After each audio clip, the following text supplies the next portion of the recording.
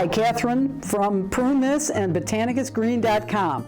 This is our standard Plantups green wall system for 4 trays for 6-inch plants. So a 6-inch plant is this size. We recommend you put 2 wicks in, and then when it starts to phototrope, as all plants do growing up, all you have to do is flip it 180 degrees, and then it's down smiling at you again until it grows up again.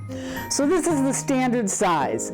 The grid itself with the trays is approximately 1 meter long. Call it 40 inches. The system itself takes 4 trays.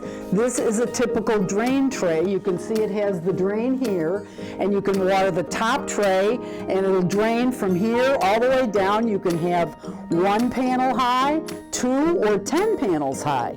The last tray at the bottom is this one.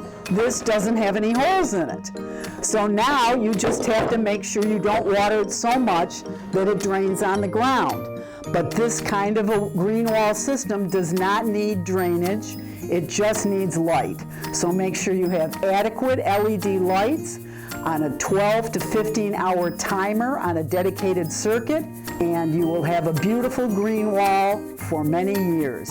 Grow happy.